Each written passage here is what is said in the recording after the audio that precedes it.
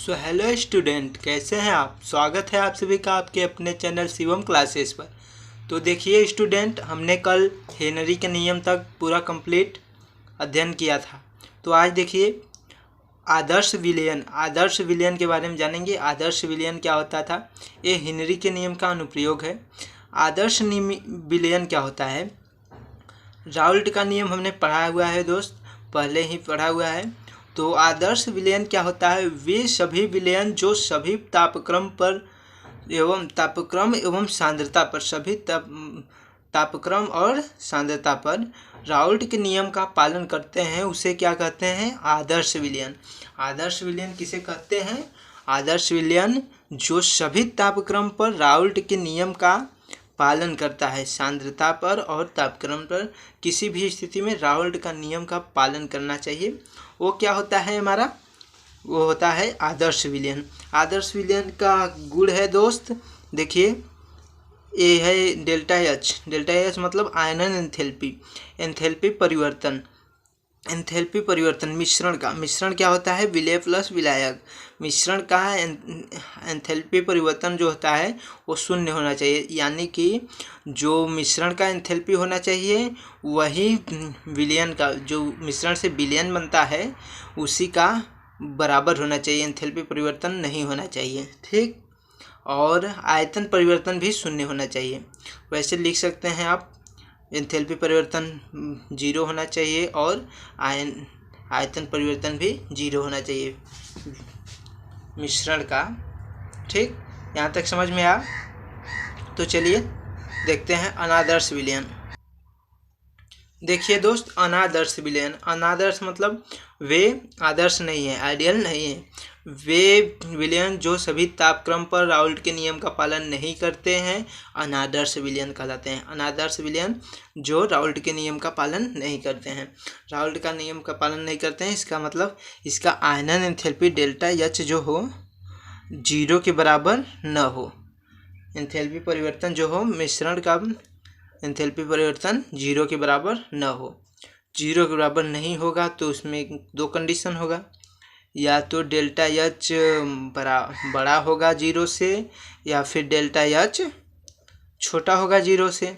2 condition हुआ, इतना होगा। और जो आयतन परिवर्तन भी है वो भी 0 न हो। तो यहाँ से भी 2 कंडीशन होगा कि डेल्टा भी ग्रेटर हो सकता है 0 से, या डेल्टा भी लेस हो सकता है, लेस देन 0, ठीक। यहाँ तक क्लियर हुआ। अब देखिए अणुसंख्य गुणधर्म के बारे में एकदम आसानी से। अणुसंख्य का गुणधर्म क्या होता है, विलयनों के वे गुणधर्म जो विलायक की एक निश्चित मात्रा में उपस्थित विलेय के विलेय का कण क्या हो सकता है, अणु या आयन की संख्या पर निर्भर करते हैं।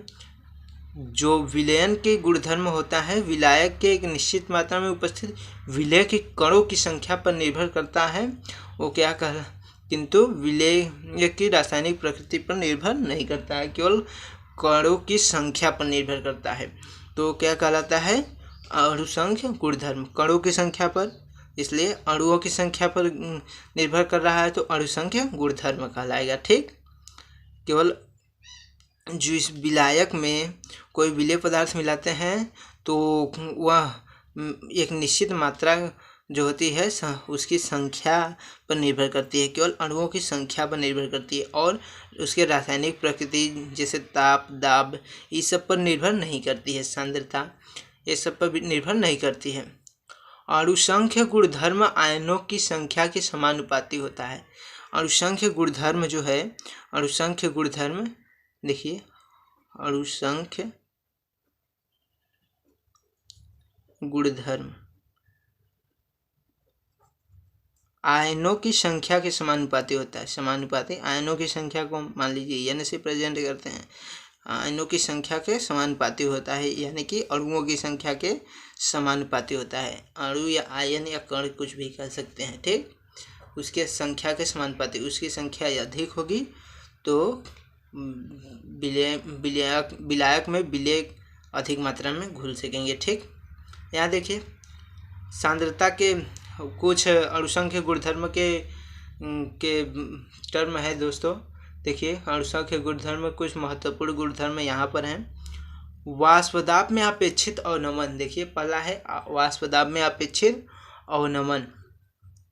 किसी शुद्ध विलायक में अवाष्पशील विलेय पदार्थ मिलाने पर, कोई शुद्ध विलायक है उसमें अवाष्पशील विलेय पदार्थ मिलाते हैं, पर विलयन के वाष्पदाब में जो कमी आती है, मिलाते हैं तो विलयन के वाष्पदाब में कुछ कमी आ जाती है। कोई शुद्ध विलायक है, ले लीजिए जैसे पानी है शुद्ध विलायक, उसमें अवाष्पशील कुछ भी मिला दीजिए जिसका वाष्प न बने, अवाष्पशील कोई भी विलेय पदार्थ मिला दीजिए तो विलयन के वाष्पदाब में कमी आ जाएगी, विलयन के वाष्पदाब में कमी आ जाएगी। यही वाष्पदाब में आई कमी को ही अपेक्षित अवनमन कहते हैं, वाष्पदाब में अपेक्षित अवनमन कहलाता है। ठीक, इसी कमी को क्या कहते हैं, वाष्पदाब में अपेक्षित अवनमन। अब देखिए राउल्ट का नियम, इससे संबंधित राउल्ट का नियम हमने पढ़ा था। राउल्ट का नियम से होता है, इसमें वाष्पदाब में अपेक्षित अवनमन में संबंध बताता है। ठीक, वाष्पदाब में अपेक्षित अवनमन विलेय के मोल प्रभाज के बराबर होता है। राउल्ट का नियम हमने बताया भी था पहले, यहाँ भी देख लीजिए। वाष्पदाब में अपेक्षित अवनमन, वाष्पदाब में अपेक्षित P0 माइनस PS बताया था कुछ, बटे P0 बराबर x। x क्या है, ये किसी विलेय का या विलायक का मोल प्रभाज है, मोल प्रभाज या मोल भिन्न या मोल अंश कुछ भी कह सकते हैं। ठीक, तो मोल प्रभाज होता था विलेय का मोल बटे विलयन का कुल मोल, तो n प्लस विलायक कैपिटल N से मान लीजिए, यहाँ से क्या हो जाएगा, यहाँ से P0 माइनस PS बटे के P0 बराबर n बटा के n प्लस कैपिटल N, ये हो जाएगा इसमें संबंध, मोल प्रभाज में संबंध राउल्ट के नियम के अनुसार। ठीक, चलिए देखते हैं आगे। देखिए दूसरा है क्वथनांक में उन्नयन। अणुसंख्य गुणधर्म का दूसरा टर्म है क्वथनांक में उन्नयन। किसी शुद्ध विलायक में अवाष्पशील विलेय को घोलने पर, उसमें भी कोई शुद्ध विलायक में अवाष्पशील विलेय पदार्थ घोला जाता था, इसमें भी किसी शुद्ध विलायक में अवाष्पशील विलेय घोल दे रहे हैं तो विलयन के वाष्पदाब में कमी आ जाती है। तो यही था उसमें वाष्पदाब में अपेक्षित अवनमन, वाष्पदाब में कमी आ जाती है जिसके कारण विलयन का क्वथनांक बढ़ जाता है, क्वथनांक बढ़ जाता है। तो इस वृद्धि को ही क्वथनांक में उन्नयन कहते हैं। उन्नयन का मतलब होता है बढ़ना, अवनमन का मतलब होता है घटना। तो वाष्पदाब में कमी आती है, इसे कहते हैं वाष्पदाब में अपेक्षित अवनमन, और उसके कारण क्वथनांक में वृद्धि हो जाती है, इसे कहते हैं क्वथनांक में उन्नयन। अब देख लीजिए क्वथनांक में उन्नयन को डेल्टा TB से प्रदर्शित करते हैं, इसे डेल्टा TB से प्रदर्शित करते हैं। फिर देखिए डेल्टा TB से प्रदर्शित करते हैं तो इसका सूत्र होता है डेल्टा TB बराबर 100,000 इंटू KB इंटू भार बटे अणु भार होता है।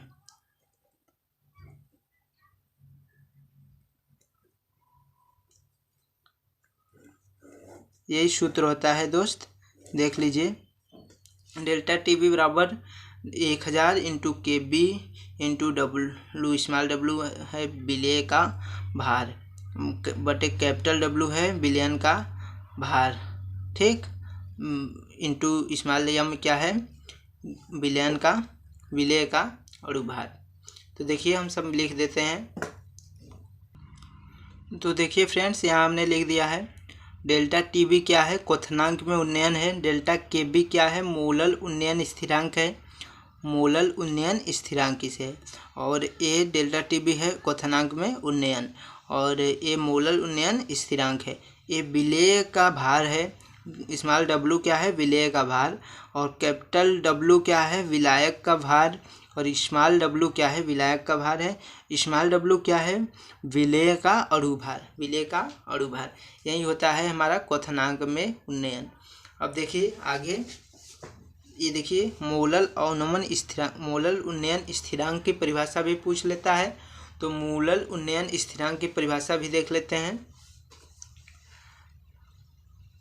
मोलल उन्नयन स्थिरांक देखिए, विलायक के 1000 ग्राम में विलेय पदार्थ के 1 मोल को घोलने पर क्वथनांक में होने वाली वृद्धि मोलल उन्नयन स्थिरांक कहलाती है।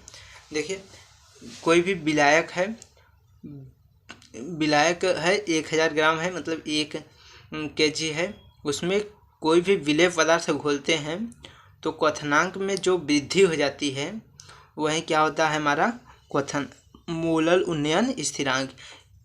इसे Kb से प्रदर्शित करते हैं। कितना से? Kb से। ऊपर दिखाया था अभी, Kb से प्रदर्शित करते हैं। तो देखिए फ्रेंड्स, तीसरा गुणधर्म देखिए, तीसरा गुणधर्म है ये अणुसंख्य गुणधर्म का तीसरा देखिए, हिमांक में अवनमन। हिमांक में अवनमन, जब किसी शुद्ध विलायक में कोई अवाष्पशील विलेय पदार्थ घोला जाता है तो विलायक का हिमांक कम हो जाता है। हिमांक कम हो जाता है। हिमांक में उत्पन्न इस कमी को ही हिमांक में अवनमन कहते हैं। ठीक, अवनमन का मतलब होता है घटना, उन्नयन का मतलब होता है बढ़ना। तो हिमांक में जो कमी आती है वही हिमांक में अवनमन कहलाता है।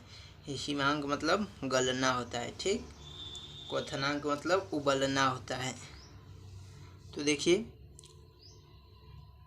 इसका सूत्र देखिए, इसे डेल्टा टीबी से प्रदर्शित करते, डेल्टा टीएफ से प्रदर्शित, टीएफ से प्रदर्शित करते हैं। टीएफ बराबर क्या होता है, डेल्टा टीएफ बराबर वही फार्मूला रहेगा सेम, इंटू के एफ, यहाँ के बी था, के एफ हो गया, और यहाँ स्मॉल डब्लू बटे A capital W into small M, यही हो गया हमारा फार्मूला। हमारा देखिए फार्मूला तो बन गया। अब इसका सभी का वो जान लेते हैं, संकेत क्या है। देखो डेल्टा टी एफ जो है, डेल्टा टी एफ है हिमांक में अवनमन, हिमांक में अवनमन, और डेल्टा केवल के एफ क्या है, केवल के एफ बराबर क्या है, के एफ क्या है, मोलल अवनमन स्थिरांक, मोलल अवनमन स्थिरांक, मोलल अवनमन स्थिरांक। ठीक, मोलल अवनमन स्थिरांक, इसे के एफ है। और फिर स्मॉल डब्लू क्या है, स्मॉल डब्लू जो है विलेय का भार, विलेय का भार, और कैपिटल डब्लू क्या है, विलायक का भार,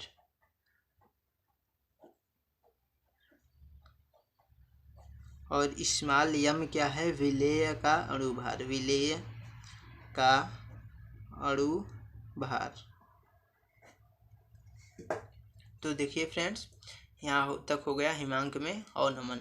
ये हुआ हमारा 3 गुणधर्म, और चौथा गुणधर्म भी है। इससे पहले हम मोलल अवनमन स्थिरांक के बारे में जानेंगे। मोलल अवनमन स्थिरांक की परिभाषा पूछ लेता है, तो उसे देखते हैं। देखिए मोलल अवनमन स्थिरांक, मोलल अवनमन स्थिरांक क्या होता है, किसी विलायक के 100 ग्राम में 1 मोल विलेय पदार्थ को घोलने पर हिमांक में जो अवनमन होता है उसे मोलल अवनमन स्थिरांक कहते हैं। कोई विलेय पदार्थ विलायक है 1000 ग्राम, उसमें जितना 1 मोल विलेय पदार्थ घोलते हैं यदि, तो जो हिमांक में जो अवनमन होता है, जो कमी आती है हिमांक में, वही मोलल अवनमन स्थिरांक है। इसे के एफ से प्रदर्शित करते हैं, पहले ही बता चुका हूँ। तो देखिए परासरण दाब क्या होता है, परासरण दाब है, देखिए चौथा गुणधर्म है परासरण दाब चौथा गुणधर्म है। किसी तनु विलयन से सांद्र विलयन में अर्धपारगम्य झिल्ली द्वारा विलायक का स्वतः प्रवाह परासरण कहलाता है। परासरण क्या होता है दोस्त? कोई भी तनु विलयन है और कोई भी सांद्र विलयन है, दोनों पास में रखे गए हैं, तो तनु विलयन से सांद्र विलयन की तरफ अर्धपारगम्य झिल्ली द्वारा विलायक जो होता है अर्धपारगम्य झिल्ली द्वारा स्वतः ही सांद्र विलयन की तरफ प्रवाहित होता है। तनु विलयन से सांद्र विलयन की तरफ अर्धपारगम्य झिल्ली के द्वारा विलायक प्रवाहित होता है, स्वतः प्रवाहित, अपने आप प्रवाहित होता है, तथा इस क्रिया को रोकने के लिए उसे प्रासरण कहते हैं। तथा इस क्रिया को रोकने के लिए जो स्वतः प्रवाह है, उस क्रिया को रोकने के लिए जो बाहर से दाब लगाया जाता है, जो बाहर से दाब लगाया जाता है उसे ही परासरण दाब कहा जाता है। उसे क्या कहा जाता है? परासरण दाब कहा जाता है। परासरण दाब को पाई से इसे पाई या पी से भी प्रदर्शित करते हैं, पी से प्रदर्शित करते हैं। ठीक, अब यहाँ से देखिए सूत्र, दो सूत्र है इसका, पी भी बराबर NRT, ये एक सूत्र हमने आदर्श वाले में, आदर्श विलयन का एक आदर्श गैस का सूत्र होता है, ये हमने पढ़ा है। तो यहाँ से हो जाएगा P बराबर N/V/RT, यही हो जाएगा। P का क्या है? परासरण दाब। N क्या है? N है मोलों की संख्या, V क्या है? VI आयतन, और R क्या है? एक नियतांक है, R क्या है? रीडबर्ग नियतांक, और T क्या है? टेम्परेचर है, ताप है। ठीक, और दूसरा सूत्र होता है P बराबर CRT, P बराबर CRT। N/V ही होता है C, N/V क्या होता है? C। अब देख लीजिए, सभी का मतलब जान लीजिए, लिख दे रहे हैं। P बराबर परासरण दाब, N बराबर क्या होता है? मोलों की संख्या,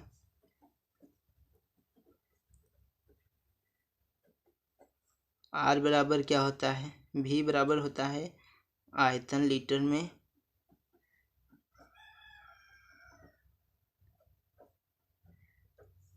और R बराबर होता है रीडबर्ग नियतांक, केवल नियतांक लिख दें, और T बराबर होता है टेम्परेचर, ताप। ठीक, यहाँ तक क्लियर हुआ। अब देखते हैं समपराशरी विलयन। समपराशरी विलयन क्या होता है? ये है आज का हमारा लास्ट टॉपिक। ये पूरा विलयन आज यहीं समाप्त हो जाता है दोस्त। देखिए समपराशरी विलयन क्या होता है? जिन विलयनों के परासरण दाब समान होते हैं उन्हें समपराशरी विलयन कहते हैं। इनका परासरण दाब जो होगा समान होगा। जो दो विलयन होगा उसमें दोनों का परासरण दाब समान होगा तो क्या कहलाएंगे? समपराशरी विलयन। इसे जैसे N1/P, N1/V, N1/V1 बराबर N2/V2 होगा इसमें। ठीक, N क्या है? मोलों की संख्या, V क्या है? आयतन।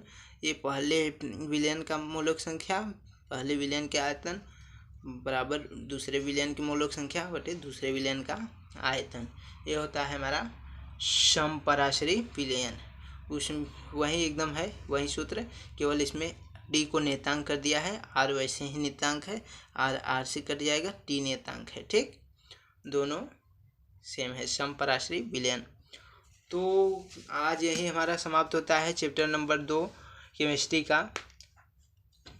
एक तरह से कहें तो ये चैप्टर नंबर 1 ही है, क्योंकि चैप्टर 1 कट ही गया है, ठोस अवस्था सॉलिड स्टेट कट गया है, तो यही है चैप्टर नंबर 1।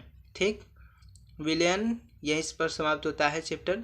अब हम देखेंगे इसका मोस्ट इम्पॉर्टेंट क्वेश्चन जो बोर्ड एग्जाम में बार बार पूछे गए हैं, बहुत ही अच्छे से देखेंगे। जो भी इसमें ना समझ में आए दोस्त कमेंट करना ना भूलें, कमेंट करिएगा, और वीडियो पसंद आए तो इसे अपने ग्रुप में ज़रूर शेयर कीजिएगा। तो मिलते हैं ऐसे किसी मज़ेदार वीडियो के साथ, तब तक के लिए धन्यवाद। Thanks for watching this video.